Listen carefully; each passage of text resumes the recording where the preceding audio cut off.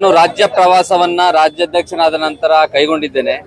ಇವತ್ತು ಬಿಜಾಪುರದಲ್ಲಿ ನಮ್ಮ ಪದಾಧಿಕಾರಿಗಳ ಒಂದು ಮೀಟಿಂಗ್ ಅನ್ನು ಇಟ್ಟುಕೊಂಡು ಅವ್ರ ಜೊತೆ ಪಕ್ಷ ಸಂಘಟನೆಯನ್ನ ಯಾವ ರೀತಿ ಮಾಡಬೇಕು, ಪಕ್ಷ 2028ಕ್ಕೆ ಮತ್ತೆ ನಾವು ಸರ್ಕಾರವನ್ನ ಯಾವ ರೀತಿ ತರಬೇಕು, ಬ್ಲಾಕ್ ಮಟ್ಟದಲ್ಲಿ ಬೂತ್ ಮಟ್ಟದಲ್ಲಿ ಯಾವ ರೀತಿ ಸಂಘಟನೆಯನ್ನ ಮಾಡಬೇಕು ಅಂತ ಅವ್ರ ಜೊತೆ ನಾನು ಸಂವಾದವನ್ನು ಇಟ್ಕೊಂಡು ಮಾತಾಡಿ ಮುಂಬರುವ ಚುನಾವಣೆಗಳಲ್ಲಿ ಗ್ರಾಮ ಪಂಚಾಯತ್ ಇರ್ಬೋದು, ಜಿಲ್ಲಾ ಪಂಚಾಯತ್ ಇರ್ಬೋದು, ತಾಲೂಕ್ ಪಂಚಾಯತ್ ಇರ್ಬೋದು, ಎಲ್ಲಾ ಸಂಘಟನೆಗಳಲ್ಲೂ ಕೂಡ ನಾವು ಮುಂದೆ ಇರಬೇಕು ಅನ್ನೋ ದೃಷ್ಟಿಯಿಂದ ಈ ಮೀಟಿಂಗ್ ಅನ್ನು ಇಟ್ಕೊಂಡಿದ್ವಿ. ಮುಂಬರುವ ಜಿಲ್ಲಾ ಪಂಚಾಯತ್ ಅಲ್ಲೂ ಕೂಡ ಕಾಂಗ್ರೆಸ್ ಮತ್ತೆ ಜಯ ಬೀರುತ್ತೆ. ಎಲ್ಲಾ ರಾಜ್ಯದಲ್ಲೂ ಕೂಡ ಅತಿ ಹೆಚ್ಚು ಬಹುಮತವನ್ನ ನಾವು ಜಿಲ್ಲಾ ಪಂಚಾಯತ್ ಮತ್ತೆ ತಾಲೂಕ್ ಪಂಚಾಯತ್ ಅಲ್ಲೂ ತಗೊಂತೀವಿ. ಯಾವುದೇ ಲೋಕಲ್ ಬಾಡಿ ಎಲೆಕ್ಷನ್ ಆದ್ರೂ ಕೂಡ ನಾವು ಮತ್ತೆ ಬರ್ತೀವಿ ಅನ್ನೋ ನಂಬಿಕೆ ನಮ್ಗಿದೆ. ಯಾಕಂದ್ರೆ ನಮ್ಮ ಯುವಕರ ಹುಮ್ಮಸ್ ನೋಡಿದ್ರೆ ಗೊತ್ತಾಗುತ್ತೆ ಬಿಜಾಪುರದಲ್ಲೂ ಕೂಡ ಎಷ್ಟು ಕಾಂಗ್ರೆಸ್ ಗಟ್ಟಿ ಇದೆ, ಯುವ ಕಾಂಗ್ರೆಸ್ ಯಾವ ರೀತಿ ನೆಲೆ ಊರಿದೆ ಅಂತ ಗೊತ್ತಾಗುತ್ತೆ. ಧನ್ಯವಾದಗಳು.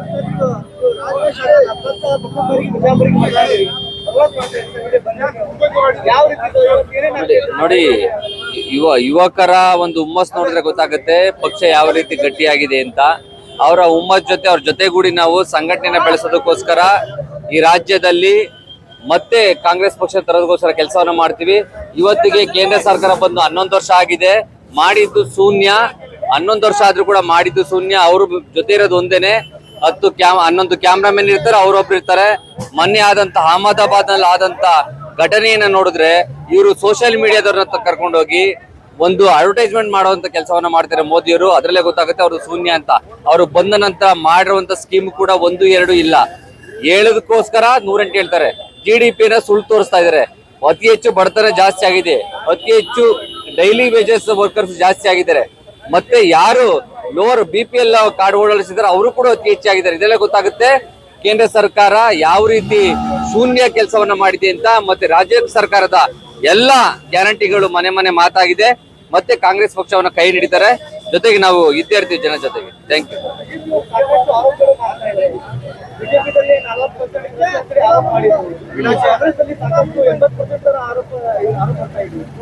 ಅದೆಲ್ಲ ಸುಳ್ಳು ರೀ, ತಡೆಯಕ್ಕಾಗ್ದಲ್ಲಿ ಹೇಳುವಂತ ಮಾತು.